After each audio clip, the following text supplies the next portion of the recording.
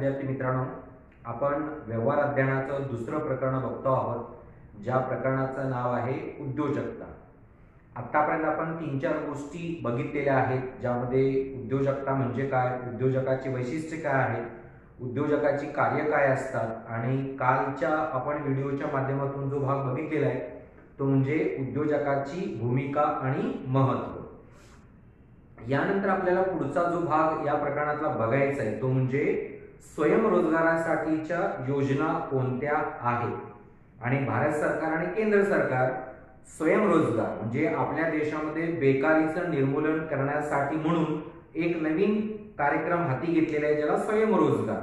ज्याच्या अंगी क्षमता आहे, ज्याच्या अंगी कौशल्य आहे, ज्याच्याकडे तंत्रज्ञानाचं ज्ञान आहे, अशा व्यक्तींना स्वतःचा रोजगार सुरू करता यावा यासाठी म्हणून काही स्वयंरोजगाराच्या योजना हाती घेण्यात आलेल्या आहेत। मग याची काही उदाहरणं सुद्धा दिलेली आहेत की ज्याच्यामध्ये म्हणजे कुठल्या कुठल्या आपल्या देशामध्ये संधी उपलब्ध आहेत स्वयंरोजगारासाठी म्हणून, तर तोही भाग इथे बघायचा आहे। कारण उद्योगधंद्याचं तत्व कसं असतं, जसं मी कालच्या व्हिडिओच्या माध्यमातून तुम्हाला सांगितलं होतं की उद्योगधंद्यांचे वेगवेगळे प्रकार म्हणजे लघु उद्योग आहे, कुटीर उद्योग आहे, मध्यम उद्योग आहे, अवजड उद्योगधंदा आहे, अशा अनेक गोष्टी आहेत। आता इथे स्वयंरोजगार जर करायचा असेल तर तो बऱ्याच अंशी लघु उद्योग किंवा कुटीर उद्योग असतो, जिथे भांडवल कमी लागतं, कामगारांची संख्या मर्यादित असते किंवा एकटाही काम करू शकतो, असे जे छोटेखानी उद्योगधंदे आहेत त्यालाच इथे स्वयंरोजगार असं म्हटलं आहे। आपल्याला समजा आपल्या कौशल्यानुसार, आपल्या ज्ञानानुसार आपल्याला जर नोकरी मिळत नसेल तर आपण स्वयंरोजगार निर्माण करावा, यासाठी भारत सरकार किंवा प्रत्येक देशातील राज्य सरकार सुद्धा या ठिकाणी आर्थिक अनुदान देऊ इच्छितं, ज्या आर्थिक अनुदान भांडवलाच्या मदतीच्या माध्यमातून आपण स्वयंरोजगार निर्माण करू शकतो। त्यामुळे ते महत्त्वाचं तत्व होतं की जेव्हा आपला भारत देश स्वतंत्र झाला आणि स्वातंत्र्यानंतर आपण मग 2-3 गोष्टी हाती घेतल्या, ज्यामध्ये बेकारीचं निर्मूलन करणं असेल किंवा गरिबी आणि दारिद्र्य कमी करणं असेल, शेतीचा विकास, उद्योगधंद्यांचा विकास, अशा गोष्टी आपण हाती घेतल्या। पण एकाएकी सगळ्यांनाच रोजगार देणं, एकाएकी सगळ्या देशाचा आर्थिक विकास साधणं हे अशक्य होतं आणि म्हणून मग उद्योगधंदे निर्माण करत असताना जर एखादा व्यक्ती स्वतः पुढे येऊन रोजगार निर्माण करणार असेल तर आर्थिक अनुदान देऊ करून त्याला स्वतःचा रोजगार निर्माण करण्याच्या संधी आपल्या देशामध्ये उपलब्ध करून द्यायला सुरुवात झाली। पण आजच्या 21व्या शतकामध्ये मात्र स्वयंरोजगाराच्या संधी वेगवेगळ्या उपलब्ध असलेल्या आपल्याला दिसतात। तर त्या कुठल्या कुठल्या माध्यमातून, कारण आज आपण बघतो की एकाच प्रकारचा उद्योगधंदा आज चालवला जात नाही, म्हणजे चहाची टपरी असेल किंवा किराणा दुकान असेल, सायबर कॅफे असेल, अशा अनेक गोष्टी, जसं भंगार गोळा करणं हा सुद्धा स्वयंरोजगार आहे। तर अशा अनेक गोष्टी आहेत, पण आपल्या देशामध्ये काही कमीत कमी भांडवलामध्ये चालणारे असंख्य उद्योगधंदे किंवा रोजगाराच्या संधी उपलब्ध आहेत, ज्यामध्ये जाहिरात कंपन्या आहेत आपल्या देशात, ज्या स्वयंरोजगारासाठी पुढे आलेल्या आपल्याला दिसतात। कारण आता आपण टीव्ही वरती जाहिरात बघतो, साधारण 15 ते 20 सेकंदाची जाहिरात असते, पण ही जाहिरात करणं सुद्धा कौशल्य आहे। कारण 15 ते 20 सेकंदामध्ये एखाद्या प्रोडक्टची माहिती ग्राहकांपर्यंत अतिशय ठोसपणे पुरविणं, पण आपण 15 ते 20 सेकंदाची जाहिरात बघून ती वस्तू उपभोगण्याचा प्रयत्न करतो, म्हणजे किती परिणामकारक ती जाहिरात आपल्या मानवी मनावरती परिणाम करताना आपल्याला दिसते किंवा परिणामकारक असते।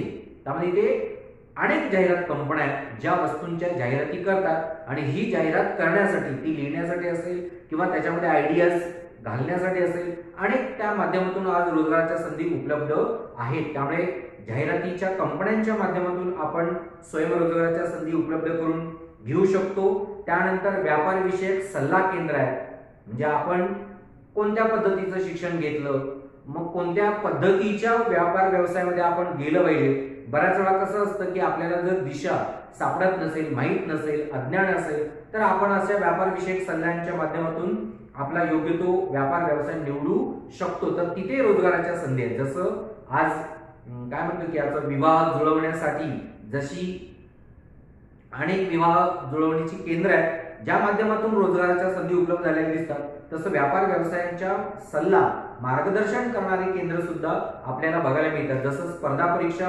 मार्गदर्शन केंद्र आहे, ज्या स्पर्धा परीक्षा मार्गदर्शन केंद्राच्या माध्यमातून सुद्धा अनेक लोकांना रोजगाराच्या संधी उपलब्ध होताना दिसतात. त्यामुळे अनेक अशा गोष्टी आहेत ज्याच्या माध्यमातून आपल्याला इथे स्वयंरोजगार निर्माण करता येऊ शकतो. त्यामुळे अशी व्यापार विषयक सल्ला देणारी केंद्र स्थापन करून स्वतःचा आपण रोजगार सुरू करू शकतो. त्यानंतर औद्योगिक सल्ला केंद्र आहेत, म्हणजे जसं व्यापार विषयक सल्ला देणारे आहेत तसं कोणत्या पद्धतीचा उद्योगधंदा स्थापन करावा यासाठी सुद्धा सल्ला देणारे केंद्र आपण निर्माण करू शकतो.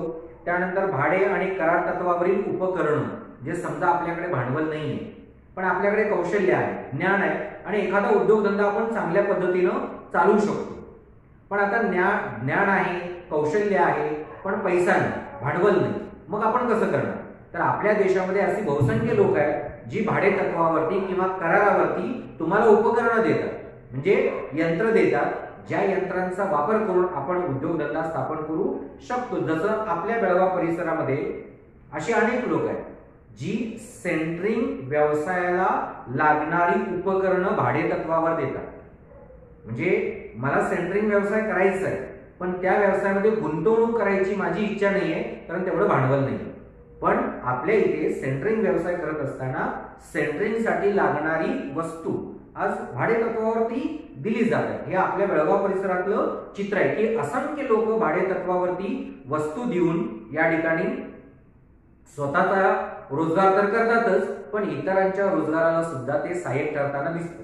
जसं लग्न कार्यासाठी लागणारं साहित्य भाडे तत्वावरती देणारे आहेत, गाद्या भाडे तत्वावरती देणारी लोक आहेत, म्हणजे असंख्य वस्तू आपण भाडे तत्वावरती देऊन स्वतःचा रोजगारही करू शकतो, इतरांचाही रोजगार आपण निर्माण करू शकतो. त्यामुळे करार किंवा भाडे तत्वावरती आपण वस्तू देऊन उपकरण देऊन रोजगाराच्या संधी आपण निर्माण करू शकतो. त्यानंतर झेरॉक्स केंद्र आहे, म्हणजे आपल्या देशामध्ये असंख्य फोटोकॉपीची सेंटर आहेत ज्या माध्यमातून स्वयंरोजगार निर्माण होताना दिसतो. म्हणजे आपण 8 ते 10 हजाराची छोटी मशीन घेऊन सुद्धा झेरॉक्स सेंटर सुरू करू शकतो. जसं सायबर कॅफे, ज्या सायबर कॅफेच्या माध्यमातून एकतर इंटरनेटची सेवा देऊ शकतो पण स्पर्धा परीक्षेचे फॉर्म भरणं असेल किंवा आज अनेक गोष्टी ऑनलाईन झालेल्या आहेत त्या ऑनलाईन लोकांना सुविधा पुरवणं असेल यासाठी सुद्धा आपण झेरॉक्स केंद्र किंवा सायबर कॅफेच्या माध्यमातून स्वयंरोजगार निर्माण करू शकतो.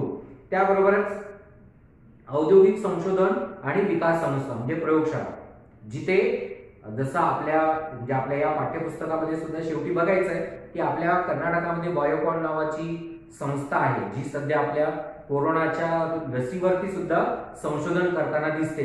त्यामुळे असं एक तत्व आहे की जिथे आपण प्रयोगशाळा किंवा संशोधन संस्था स्थापन करून संशोधनाच्या माध्यमातून सुद्धा स्वयंरोजगार निर्माण करू शकतो, जे कमीत कमी भांडवलाच्या अनुषंगाने काम चालतं. त्यामुळे अनेक गोष्टी आहेत प्रयोगशाळा किंवा संशोधन संस्था स्थापन करण्याच्या माध्यमातून. असंख्य पद्धतीचं संशोधन केलं जातं. जसं माती परीक्षण सुद्धा केलं जातं, म्हणजे एखाद्या शेतकऱ्याच्या जमिनीची सुपीकता किती आहे हे दाखवण्यासाठी सुद्धा आपण संशोधन केंद्र स्थापन करू शकतो, माती परीक्षण केंद्र प्रयोगशाळा निर्माण करू शकतो, ज्याच्या माध्यमातून स्वतःचा रोजगार आपण स्थापन करू शकतो. त्यामुळे असं आहे की जिथे औद्योगिक संस्था विकास संस्था आहेत तिथे प्रयोगशाळा किंवा संशोधन संस्थांच्या माध्यमातून स्वयंरोजगार आपण निर्माण करू शकतो.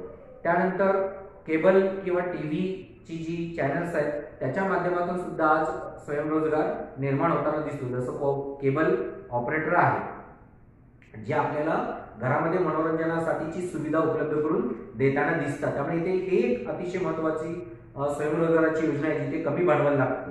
त्यामुळे इथे केबल ऑपरेटर म्हणून आपण काम करून स्वतःचा रोजगार निर्माण करू शकतो किंवा सौंदर्य प्रसाधनं आणि पाळणागृह सुरू करून सुद्धा स्वयंरोजगार निर्माण करता येतात. त्यामुळे अशा अनेक गोष्टी आहेत ज्याच्या माध्यमातून आपल्याला स्वयंरोजगार निर्माण करता येतात. पण एक गोष्ट आहे की आपल्याला जर स्वयंरोजगार निर्माण करायचा असेल किंवा एखादा उद्योगधंदा स्थापन करायचा असेल तो छोटा असेल किंवा मोठा असेल, किती असेल, मग लघु उद्योग असेल, कुटीर उद्योग असेल, मध्यम उद्योग असेल किंवा अवजड उद्योगधंदा असेल, कुठल्याही पद्धतीचा उद्योग व्यवसाय जर आपल्याला सुरू करायचा असेल तर याच्यासाठी आपल्याला भांडवलाची गरजही लागतेच. मग ती कितीही प्रमाणात का असो पण भांडवलाची गरज आपल्याला लागतेच. त्यामुळे इथे आपल्या देशामध्ये औद्योगिक विकास साधण्यासाठी आणि जी लोक आपणहून स्वतःचा उद्योगधंदा स्थापन करण्यासाठी पुढे येत आहेत अशा लोकांना सुद्धा स्वतःचा रोजगार निर्माण करता यावा, त्यांना भांडवलाचा पुरवठा करता यावा, यासाठी सुद्धा अनेक संस्था आज पुढे येताना आपल्याला दिसतात. त्यामुळे इथे साधारण 10 संस्थांची नावं दिली आहेत.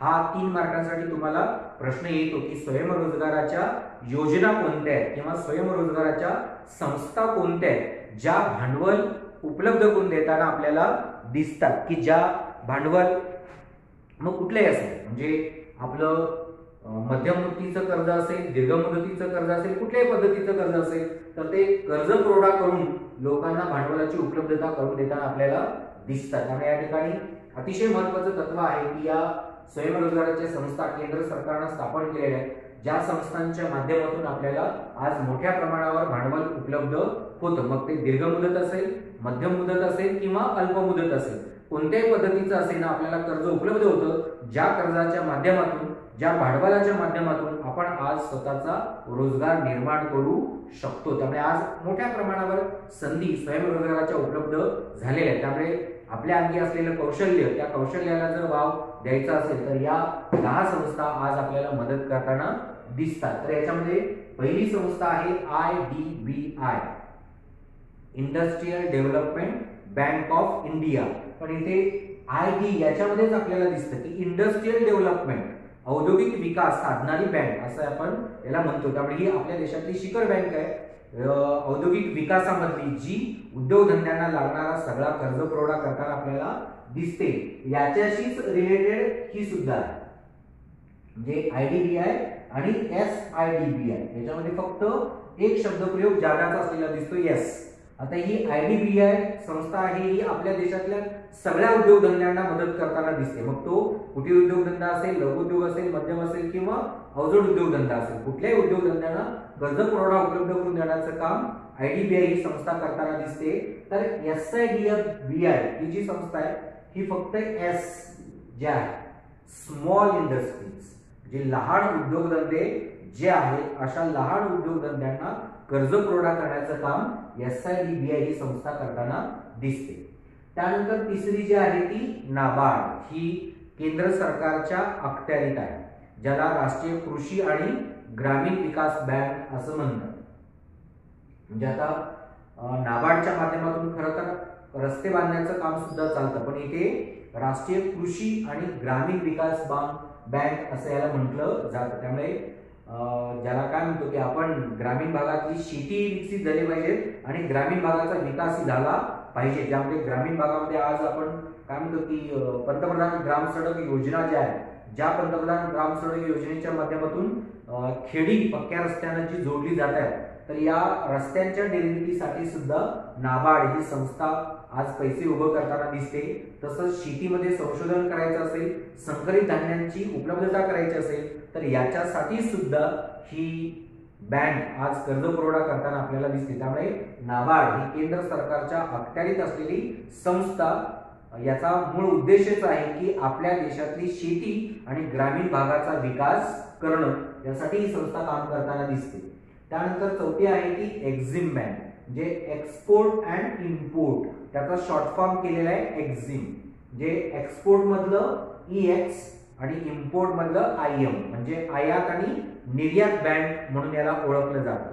मग आता ही आयात निर्यात बँक नेमकं करते काय, तर एखाद्या उद्योग धंद्यामध्ये ज्या वस्तू उत्पादन केल्या जातात त्या जगाच्या बाजारपेठेमध्ये कशा विकायच्या हे जर उद्योजकाला समजत नसेल तर एक्झिम बँक जगाच्या कानाकोपऱ्यात त्या उद्योगधंद्यामध्ये उत्पादन होणारी वस्तू विकण्याचा प्रयत्न करताना दिसते. त्यामुळे इथे आयात निर्यातीला मदत करणारी बँक म्हणून या बँकेला ओळखलं जातं. म्हणून ही सुद्धा महत्वाची आहे. जे एखाद्या उद्योजकाला असं वाटलं की आता आपला माल एक्सपोर्ट करायचा आहे, पण तो आता कसा करायचा, त्याच्यासाठी लागणारा पैसा कुठून उभं करायचा, तर इथे एक्सपोर्ट करण्यासाठी किंवा कच्चा माल इम्पोर्ट करण्यासाठी सुद्धा या ठिकाणी मदत करणारी संस्था आहे ती म्हणजे एक्झिम बँक. मग याच्या माध्यमातून नुसता कच्चा माल किंवा पक्का माल नाही तर यंत्रसामग्रीची सुद्धा आयात निर्यात करता येऊ शकते. त्यामुळे उद्योगधंद्यासाठी लागणाऱ्या सगळ्याच वस्तूंची आयात निर्यात करणारी बँक म्हणून या एक्झिम बँकेला ओळखलं जातं. त्यानंतर पुढे आहे IFCI इंडस्ट्रियल फायनान्स कोऑपरेशन याला म्हटलं जातं, निगम आहे, म्हणजे औद्योगिक अर्थसहाय्य निगम IFCI. इथं फायनान्स म्हणजे इथं फक्त भांडवलाचा पुरवठा केला जातो उद्योगधंद्यांना. जसं IDBI ही संस्था अल्पमुदत, दीर्घमुदत किंवा मध्यम मुदतीचं कर्ज देतं, तसं IFCI ही बँक सुद्धा इंडस्ट्रीला, उद्योगांना फायनान्स आर्थिक मदत करण्यासाठी ही संस्था स्थापन झालेली आपल्याला दिसते. त्यामुळे IFCI ही संस्था सुद्धा उद्योगधंद्यांना मदत करताना दिसते. पुढे ICICI बँक ही जी आहे, आता ही तर प्रत्येक जिल्ह्याच्या ठिकाणी आपल्याला बघायला मिळते. तर औद्योगिक कर्ज आणि गुंतवणूक विनिमय बँक म्हणून या बँकेला ओळखलं जातं. म्हणजे इथे आपल्याला गुंतवणूकही करता येते किंवा विनिमयही करता येते. त्यामुळे उद्योगधंद्यांना लागणारा कर्ज पुरवठा असेल किंवा उद्योगधंद्याला गुंतवणूक करायची असेल तर आपल्या देशामध्ये ICICI ही बँक सुद्धा कार्यरत असलेली आपल्याला दिसते. पुढे आहे IRBI, ज्या RIBIच्या माध्यमातून ज्याला काय म्हणतो की रिकन्स्ट्रक्शन बँक ऑफ इंडिया, म्हणजे इंडस्ट्रियल रिकन्स्ट्रक्शन असं म्हटलं जातं. इथे जे R चा शब्दप्रयोग आहे तो रिकन्स्ट्रक्शन, पुनर्बांधणी. म्हणजे समजा आता मी उद्योगधंदा एक 20-30 वर्षापूर्वी स्थापन केलेला आहे. आता 20-30 वर्षानंतर मी ज्या पद्धतीचा उद्योगधंदा स्थापन केलेला आहे त्या उद्योगधंद्यामध्ये बराचसा परिणाम झालेला आहे किंवा बदल झालेला आहे. 20-30 वर्षापूर्वी जे तंत्रज्ञान निर्माण झालं होतं ते आज खूप बदललेलं असतं. पण जे मी आज उत्पादन करतो आहे त्या उद्योगधंद्यामध्ये नवीन तंत्रज्ञान मला आणायचं आहे, पण माझ्याकडे भांडवल नाही. म्हणजे माझ्याकडे उद्योगधंदा आहे, माझ्याकडे यंत्रसामग्री आहे, माझ्याकडे कामगार आहे, पण मी ज्या पद्धतीची वस्तू उत्पादन करतो, मी ज्या पद्धतीचं यंत्र वापरतो ते आजच्या 21व्या शतकामध्ये खूप जुनं आहे. म्हणजे काय म्हणतो कालबाह्य आहे, पण आता ते बदलायचं आहे, पण माझ्याकडे भांडवल नाही. तर असलेल्या उद्योगाची जर पुनर्बांधणी करायची असेल तर तुम्हाला IRBI ही संस्था मदत करते. कारण याचा उद्देशच काय, रिकन्स्ट्रक्शन, असलेल्या उद्योगाची पुनर्बांधणी करायची. जसं जुन्या तंत्रज्ञानावर आधारित उद्योगधंदा जर एखादा स्थापन झालेला असेल तर त्याच उद्योगधंद्यामध्ये नाविन्यता आणण्यासाठी जे भांडवल लागतं ते IRBI कडून पुरविलं जातं. म्हणून याला industrial reconstruction bank of India असं म्हटलं जातं. त्यामुळे ते पुनर्बांधणी केली जाते. म्हणजे आता समजा आपलं कौलारू घर आहे, ते जर स्लॅबचं करायचं, जे घर आहे पण बदलायचं, तर रिकन्स्ट्रक्शन करायचं. तर असं रिकन्स्ट्रक्शन करण्यासाठी जो पैसा लागतो तो उद्योगांसाठी लागणारा पैसा या ठिकाणी RIBIच्या माध्यमातून आपल्याला उपलब्ध होऊ शकतो. त्यानंतर SFC, small industries financial corporation म्हणून याला ओळखलं जातं.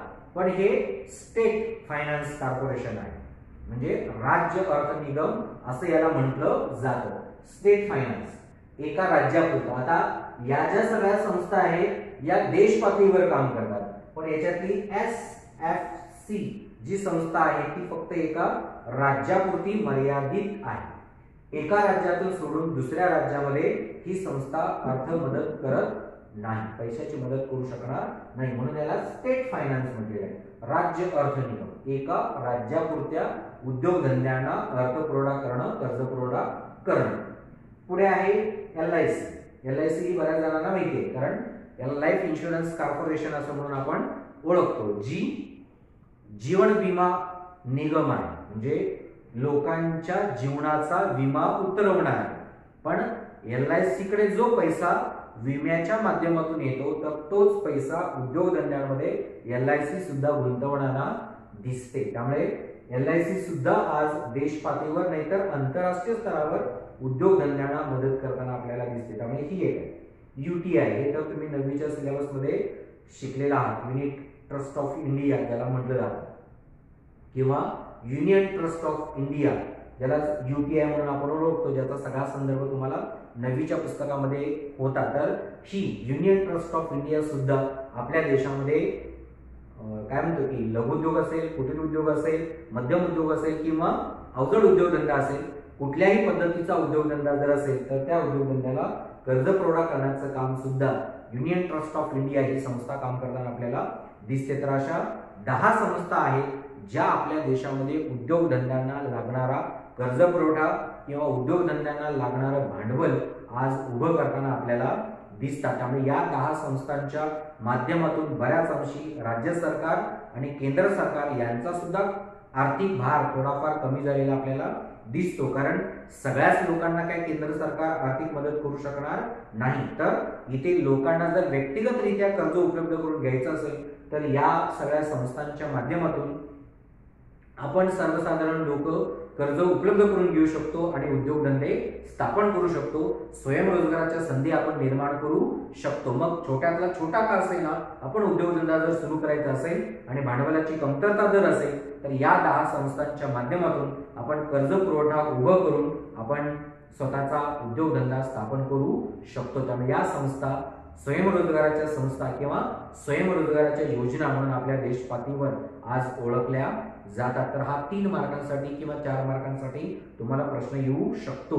दोन्ही गोष्टी आहेत जे मी या व्हिडिओच्या अगोदर सांगितलं की आपण स्वयंरोजगाराच्या कुठल्या कुठल्या संधी आपल्याला उपलब्ध आहे। मग झेरॉक्स सेंटर असेल, चहाची टपरी असेल, नेट कॅफे असेल किंवा इतर जी केंद्र आहेत, 10 केंद्र मी सांगितले की ज्याच्या माध्यमातून स्वयंरोजगाराच्या संधी आपण उपलब्ध करून घेऊ शकतो। पण या संधी जर साधायची असेल आणि आपल्याकडे जर भांडवल नसेल तर पुढे या 10 संस्थांच्या माध्यमातून आपण भांडवलाचा पुरवठा करून घेऊ शकतो आणि स्वतःचा उद्योगधंदा स्थापन करू शकतो। म्हणजे उपलब्ध असलेल्या स्वयंरोजगाराच्या संधी जर प्रत्यक्षात अंमलबजावणी करायची असेल तर या 10 संस्थांच्या माध्यमातून आपल्याला त्या स्थापन करता येऊ शकतात। तर असा या व्हिडिओच्या माध्यमातून आपण हा स्वयंरोजगाराचा भाग या ठिकाणी आपण बघितलेला आहे। यानंतर पुढे आणखी एक भाग या ठिकाणी असाच आहे की काय म्हणतो की आपण जिल्हा लेवलला एखाद्या संस्था कुठल्या काम करतात, म्हणजे आपल्या देशामध्ये उद्योगधंदे स्थापन करायचे असेल तर मग जिल्हा पातळीवरती पासून किंवा ग्रामीण भागामध्ये कोणत्या संस्था अशा कार्यरत आहेत, तर असा एक छोटासा भाग आहे। आणि शेवटी मग आपल्या देशातील प्रसिद्ध एक 7-8 उद्योजक आहेत तर त्याचा भाग या ठिकाणी शिल्लक राहिलेला आहे। तर 2 संदर्भ आता शिल्लक आहेत, एक जिल्हा पातळीवर काम करणाऱ्या औद्योगिक संस्था आणि आपल्या देशातील प्रसिद्ध उद्योजक, असे 2 मुद्दे शिल्लक राहिलेले आहेत। ते आपण पुढच्या व्हिडिओच्या माध्यमातून समजावून घेऊ। तर इथे हा स्वयंरोजगाराचा भाग इथे संपलेला आहे। आपण पुढचा भाग पुढच्या व्हिडिओच्या माध्यमातून समजावून घेऊ।